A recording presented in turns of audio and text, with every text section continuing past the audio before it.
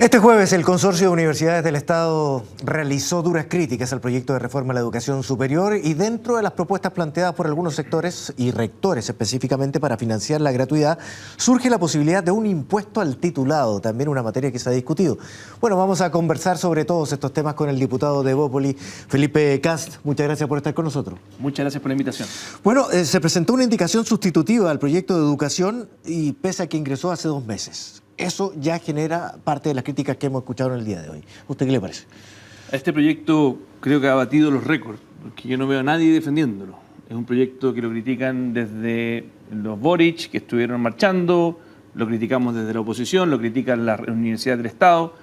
O sea, realmente creo que es un muy mal proyecto. Y no solamente por los temas regresivos de que focaliza mucho los recursos en familias de altos ingresos, lo que haría aumentar la desigualdad en Chile, sino que también porque el nivel de control estatal que le imprime a las universidades atenta drásticamente con su autonomía. Ahora, precisamente por las discusiones que se habían dado al respecto y la falta de acuerdo, lo que se califica como falta de acuerdo políticos principalmente, sale hoy día el rector Vivaldi a señalar, yo no sé si en un apoyo al gobierno o no, que está de acuerdo con que se presente esta indicación sustitutiva, viene a arreglar el problema, pero dice, antes el gobierno no sabía lo que estaba haciendo.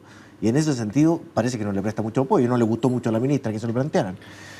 A ver, te insisto, yo creo que el gobierno acá está cometiendo un error gravísimo en materia de educación superior, puede terminar afectando drásticamente la calidad de la educación superior. Incluso las universidades estatales tienen temor, porque acuérdate lo que le pasó a la rectora de Aysén, que se suponía, claro, Roxana, más allá de que uno le podría gustar o no Roxana, pero la verdad es que la trataron como un funcionario público, de cuoteo. Si no le gusta lo que diga, la autonomía quedó completamente en el suelo, lo republicano que tiene que tener una universidad en el suelo. Entonces, las estatales están preocupadas por eso. Dicen, parece que esto va a significar que vamos a tener que sentarnos a la mesa todos los años con el ministro de Educación y nos va a poner la pistola arriba de la mesa porque si no, no tenemos recursos para el próximo año. O sea, hay mucho control estatal que hace temer la autonomía y la calidad sobre todo, porque una universidad, para poder crecer, tiene que tener autonomía. Por ejemplo, lo que está pasando hoy día en la Universidad Diego Portales, que suscribió a gratuidad y se están quedando sin recursos para poder hacer otras áreas porque básicamente tienen las manos atadas para poder innovar en materias donde eventualmente puedan recibir recursos. Entonces, esta ley te puede terminar achatando y encasillando a las universidades con un nivel muy dramático. Lo que yo habría esperado es focalizar los recursos en las familias de clase media para que efectivamente las familias de clase media nunca quede nadie, y las más vulnerables, por supuesto, con mayor razón, nadie quede fuera de la universidad. Y que una vez que salgan de la universidad, devuelvan al país lo que el país les entregó mientras estudiaban. Sí, bueno, eso es parte de los temas que nombrábamos en la presentación y es parte de la discusión. Parece que hay más acuerdo en ese sentido del que uno quisiera creer. Y hay algunos parlamentarios que apoyaron la idea de gratuidad universal de parte del Estado, con dineros del Estado, que parecen estar de acuerdo con esta especie de impuesto al graduado, bueno, pero no se atreven a decirlo políticamente. Bueno, ¿sabes lo que pasa? Es que cuando tú le prometiste a todo Chile que iba a ser gratis y ahora te dicen que iba a ser con impuesto, significa que tenés que reconocer que mentiste, derechamente, ¿ok? Porque ya no es gratis, es con impuestos posteriores. A mí me gusta la idea de que se devuelva la mano, pero... ¿Y qué miente el gobierno? Michelle Bachelet, el gobierno de la nueva mayoría, cuando le dijeron a Chile que íbamos a tener gratuidad, ya nadie discute que fue una gran mentira. O sea, compadre, aquí de hecho... Con el proyecto original, la gratuidad llegaba al 2040. O sea, aquí hay una mentira fragante que, de hecho, además de los casos de financiamiento irregular de la política que tienen la política como el suelo, las mentiras de campaña y las promesas que finalmente son humo, también tienen la política como por el suelo. Entonces, la crisis de confianza que tenemos tiene muchos factores. Pero déjame ir al tema de impuestos. Porque, ok, ya no es gratis, es con impuestos. Pero yo prefiero que no sea con impuestos. Yo prefiero que sea... Porque si no, vas a terminar pagando impuestos toda tu vida. Y puede que termines pagando 3 carreras. O 2 carreras. Yo prefiero que sea, por ejemplo, un crédito solidario. ¿Qué significa un crédito solidario? Si me va bien en la vida, devuelvo lo que el Estado invirtió en mí mientras yo estudiaba. Bueno, pero con un tope, con un tope. Máximo lo que yo aporté. Pero eso es parte de lo que se plantea, efectivamente, no. Que sea de acuerdo a la carrera que se estudió y los ingresos que se perciben. Vamos a ver el proyecto. Una vez egresado. Pero ojo, el susto que tengo yo es que eso ya no se llama impuesto entonces. Eso se llama crédito solidario. Que es que yo devuelvo los recursos hasta que yo pago lo que el Estado me prestó o aportó en mi carrera. Impuestos para toda la vida. O sea, no vaya a ser que de gratuidad pasamos a un impuesto permanente de por vida que terminas pagando 2 carreras, ni siquiera solamente la tuya. Yo prefiero un sistema donde finalmente, si te va mal, el Estado subsidie.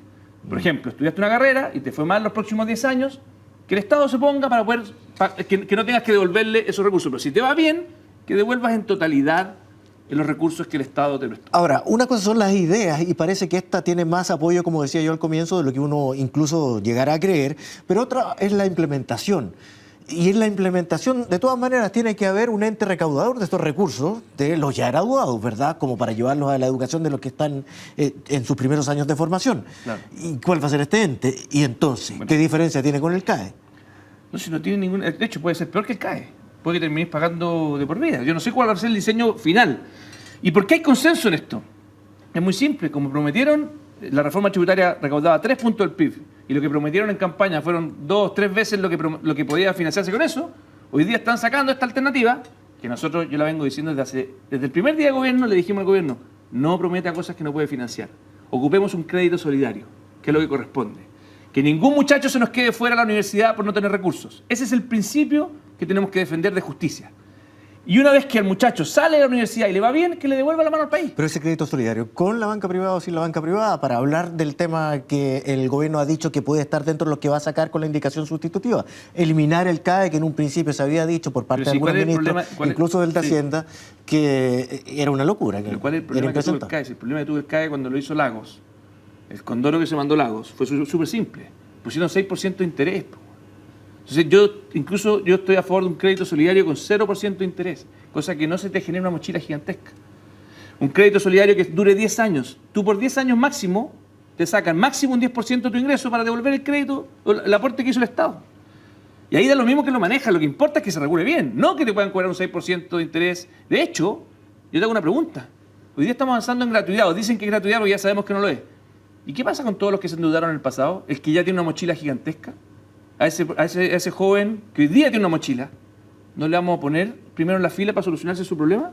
O sea, todos los que hoy día ya están endeudados sonaron. Es una pregunta ética no menor. Nadie se atreve ni siquiera a plantearla porque como no hay recursos y se ponen a prometer cosas, no se dan cuenta que tal vez lo que deberíamos haber partido haciendo es solucionando la deuda a miles de chilenos que hoy día están endeudados. Ahora, lo de el financiamiento es un tema principal, por supuesto, pero también están en los temas de calidad y desarrollo de los planteles universitarios. Y ahí hay varias dudas planteadas. Y entre las que señala el mismo rector Vivaldi, que habló a nombre de las universidades del Estado en el día de hoy, dice que, por ejemplo, las universidades estatales van a seguir cargando la mochila porque van a recibir los mismos recursos de llevar a cabo la educación pública y diferente a lo que se da en la educación privada, donde viven, según él, y esto entre comillas, en paraísos fiscales dentro del país. Mire, yo creo que es súper delicado cuando uno empieza a comportarse en forma corporativa, ¿ah? Y no con argumentos serios. Entonces yo invitaría al rector de la Universidad de Chile que también sea cuidadoso, ¿ah? Acá lo que necesitamos es calidad. Y le guste o no le guste, hay universidades privadas que son iguales o mejores que la Chile. Por ejemplo, la Universidad Católica. Ahora, los rankings internacionales, bueno, la católica sí. La católica. Sí. Entonces, por favor, seamos serios. Aquí lo que necesitamos es avanzar en calidad. Y yo, ningún problema en que nos pongamos lo más exigente para que no tengamos problemas de calidad y que cualquier universidad que entregue títulos de baquelita podamos aplicarle todo el rigor de la ley. Pero ojo, eso es muy distinto a una lógica corporativa. Decir, no, yo porque soy del Estado, denme recursos extras, sin condiciones. Eso es simplemente corporativismo que le hace muy mal al país. En otra línea de educación superior también fue aprobada la idea de legislar para transformar los IP y los centros de formación técnica en entidades sin fines de lucro, y aquí también surgieron críticas inmediatamente, para nombrar solamente una, la de Andrés Alamán, que dice que es una camisa de fuerza y amenaza ya con el Tribunal Constitucional. Lo que pasa es que aquí tienes un tema y lo he hablado largamente en la misma Comisión de Educación, han ido los rectores de los institutos de profesionales. Una vez más nos volvemos a que no está la calidad por ninguna parte. Y lo que quieren los institutos profesionales es que la calidad sea la norma. Si es que hay un instituto profesional que por lucrar saca recursos en forma excesiva y afecta su calidad, ningún problema que le golpeemos por calidad. El problema que tienen muchas de estas instituciones es que no tienen cómo crecer. Entonces aquí hay que tener mucho cuidado de poder combinar el hecho de que queremos mejor calidad, que los recursos públicos lleguen a los estudiantes, con la posibilidad de que estas instituciones finalmente puedan crecer. Y yo me pregunto, ¿por qué no partimos con los institutos profesionales que agrupan a las familias más vulnerables, con la gratuidad, con los recursos, con los planes de mejoramiento, y lo que sí, exigir calidad? O sea, no pueden haber instituciones en Chile de mala calidad. ¿Por qué? Porque es un atentado a la fe pública.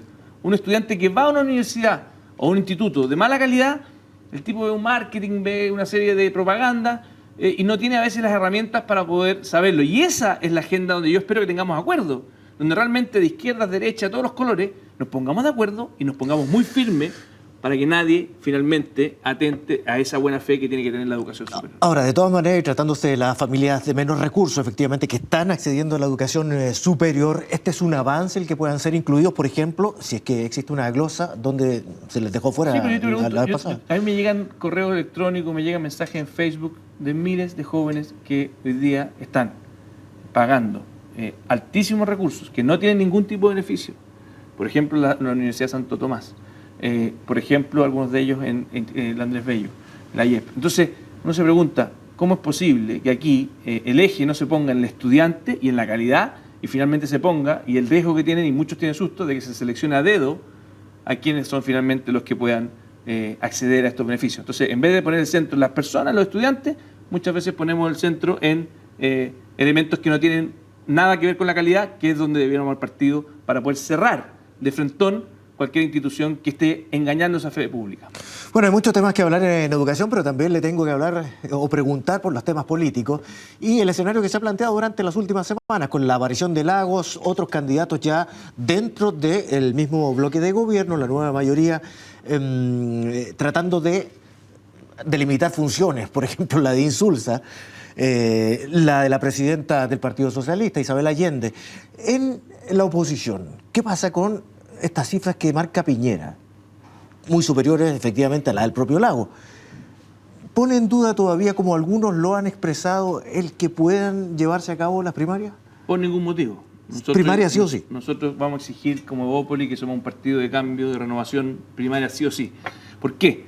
Porque de lo contrario corremos un riesgo muy grande, que es que en vez de centrar el próximo gobierno en ideas, en reformas, en un programa que le traiga al país bienestar, centremos en la próxima elección simplemente en personas. Yo, con toda la estima que le tengo a Sebastián Piñera, fui ministro de Estado de Sebastián Piñera, creo que necesitamos un debate de ideas, que la oposición y Chile Vamos necesita un proyecto político.